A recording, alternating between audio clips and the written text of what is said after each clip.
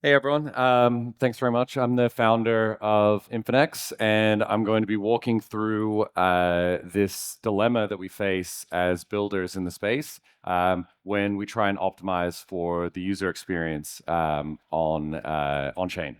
So we have this dilemma as builders when we start out in the space that forces us to choose between existing patterns of how things are built and making new patterns. And we've been kind of stuck in this space for a while now. So I'm going to walk through the evolution of crypto wallets.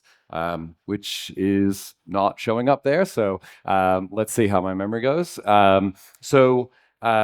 We basically have in the early Bitcoin days, Bitcoin Core, CG Miner, command line tools to use Bitcoin. They were all obviously self-custodial and they were not necessarily user-friendly. It was a very technical thing to do. Um, and then in 2011, we had the first centralized exchanges, which were very user-friendly and very easy to use. You just deposited Bitcoin into the exchange and you were able to trade it. And the first one of those was obviously Mt. Gox, but then we had Coinbase and Kraken, a bunch of other exchanges launched. And today, even 15 years later, they still dominate. So that form factor of wallet has been the kind of dominant place where crypto activity happens ever since the first launch of Mt. Gox. In 2013, Bitcoin upgraded and we had multi-sigs. So you could secure large amounts of funds, which at that time, obviously there was a lot of funds on the Bitcoin network and people didn't feel comfortable having self-custody with a single seed phrase or single private key. And so multi-sigs were deployed as well as hardware wallets. So we saw the launch of Trezor, Ledger, that allowed people to self-custody Bitcoin and other assets in a way that was much safer than just having some software running on your computer. Then in 2015, something happened. Ethereum launched, and we had smart contracts. After the launch of smart contracts, we needed a way to have browsers that would interact with smart contract platforms and decentralized applications. The first of those was Mist, but then very quickly after that, we had MetaMask launch. And MetaMask was unfortunately a little bit too successful, and it created a situation, this gravity well, that we haven't really been able to break out of since then, almost a decade later. So we've had incremental improvements since then. We had mobile wallets, so Trust Wallet, Rainbow Wallet, a lot of new wallets launched that were basically mobile apps that wrapped the same signing experience that MetaMask initially deployed, but inside of a mobile app. Then we got smart contract wallets, which improved the UX, improved signing, but again, incremental sort of marginal improvements.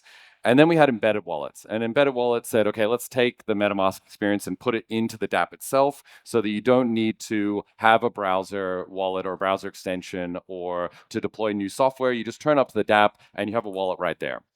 There's some issues with that as well. And again, this incremental improvement has kind of pushed us in different directions, but it hasn't been able to break out. So now it's 2025, and we haven't really been able to improve the user experience with any of these innovations over the last 10 years. We're still stuck in this MetaMask gravity well. So we have this trade-off space here: hard to use, easy to use, more universal and more isolated. And browser extensions are up in the top left, right? So we have they're hard to use. You need to be a bit of an enthusiast. You need to have, there's a bit of a learning curve to get used to them, but they are quite universal. So if you have MetaMask, you can take it to almost any dApp. If you have Phantom, you can use it on Solana. You can use it on Ethereum, Sui now. So they're getting more and more universal, but there is this learning curve that is hard for people to get past. Mobile wallets are kind of in the middle of that space, and then embedded wallets are down here. They're very easy to use. You turn up to a dApp, you get a new wallet provisioned for you, but they're isolated. And this isolation creates a different UX problem. They're easy to use, but it doesn't necessarily mean the experience is good. And then centralized exchange, very much down the bottom here. They're an isolated silo. Binance, KuCoin, you bring your assets to them. Everything happens inside there. It's great UX. There's no gas. You don't need to worry about chains. You can have any asset on them. But you don't have the ability to do anything outside of those silos. So we have this interesting little trade-off space that kind of emerges out of that, where we can't really figure out how to break out of here. And it's this kind of decision as a builder when you turn up that you have an isolated experience that's easy to use, or you have a universal experience that's hard to use. And we need to figure out a way to kind of break through that. And the challenge is, as a builder, when you turn up and you say, I'm going to build a dApp, you have no control over the wallet or signing experience. You have to adhere to the existing standards because MetaMask, Phantom, even embedded wallets, they all have a standard that you can't change. So you build a dApp and you're stuck in this side of the equation.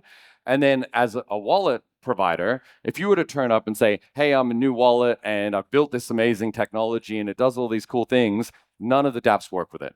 And so it's very hard for you as a wallet or infrastructure provider to change the standards. And again, we're still stuck in this MetaMask gravity well. We can't break out. And so again, browser extensions up there, embedded wallets, but we can't really work out how to get up into this universal, easy to use quadrant. How do we get up there? What do we need to do? And so when we started building Infinex, we said, well, UX is the number one thing for us. We don't care about anything else. We're willing to make trade-offs as long as the user experience is as good as a centralized exchange, which for an on-chain platform that's non-custodial is hard. But what it meant was that we had to build our own wallet. So we were building the application layer, but we wanted to build a full stack application that went all the way down to the wallet. And that is something that most people are not crazy enough to do. Normally you just want to build an application. It's hard enough. You got to build smart contracts. You got to, get liquidity. You don't want to go and reinvent wallets at the same time. But for us, we didn't have a choice. We decided that we were going to do this, and we wanted an easy to use and universal solution. So we had to build the app and the wallet. Now, the Infinex today, if you've used it, you're probably thinking, hang on a second, it's also isolated, right? It's its own silo. How does this actually solve the problem? You've built a very good user experience, but you can't do anything with your assets inside of Infinex outside of Infinex. It's basically the same form factor as a centralized exchange, which is true. So the question is, what do we do about that? How do we fix that? And I've got a video that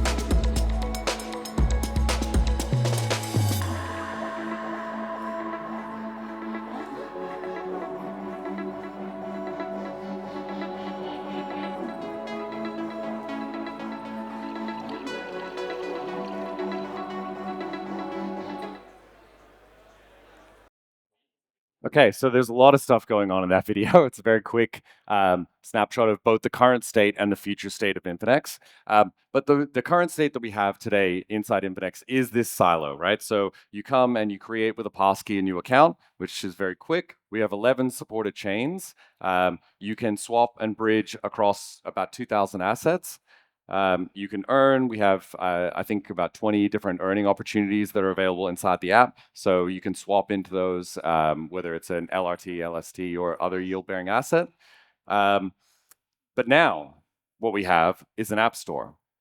We have the ability for you to use apps like Aave that you know and love using your Infinex account and bring that to the dApp itself and be able to interact with the exact same experience that you have inside of Infinex, which is chain abstracted, gasless, easy onboarding, and it is going to basically uplift all of these dApps that have been stuck in this MetaMask gravity well and allow them to break out and build new experiences that are basically designed for a modern multi-chain world. When MetaMask launched, we had one chain and some test nets. Today we have so many different chains, and the form factor of wallets has not changed. So this is the first new form factor that we've been able to design in the last decade. So you go to Aave and you can connect with your Infinex account, and you make a decision as well from a security standpoint as to which functions in the contracts you want to have auto-signed. So you can use your passkey for some things and you can auto-sign others, which means you now have an experience that is single click. You go to supply assets and you can just click once and assets supplied. Within those dApps, though, you also have modals that will help you to get the funds that you need at the time that you need them. So most of the time, if you've been to a new dApp and you provision a new wallet, you probably find that you don't have the right asset, you maybe don't have gas for it, you might need to bridge, you might not know what bridge to use, and you might even bridge the wrong asset. You bridge the wrong variant of USDC and you're kind of stuck.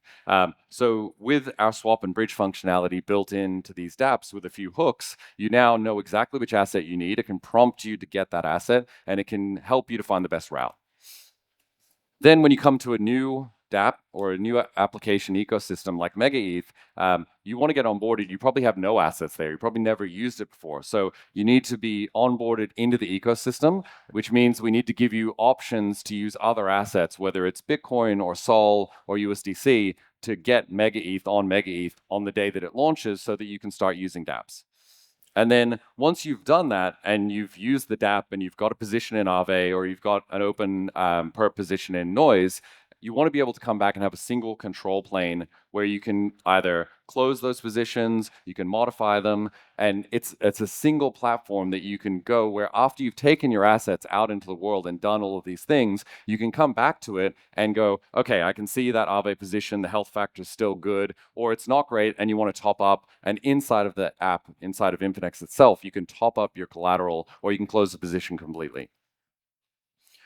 So we're launching with a bunch of apps that you probably know and love already, apps like Aave, Athena, Sky, Synthetics, and then we've got two new ecosystems that we will be launching with, Fogo and MegaETH, and inside those ecosystems, we're working with some of the top dApps there to make sure that on launch day, when those new chains launch, we make it as easy as possible for you to be onboarded into those ecosystems. So the first wave of Infinex Connect enabled apps, things like Aave, are going to be coming out in May next month. And Infinex Connect, the actual SDK that enables this for dApp developers, that enables dApp developers to build these new experiences, to build multi-chain dApps that have easy onboarding, is going to come out in June 2025. So we'll be launching with a few hackathons and other promotions to make sure that we've got as many new dApps that are using this SDK. And you can go to infinex.xyz/connect and find out more or express interest if you're a builder.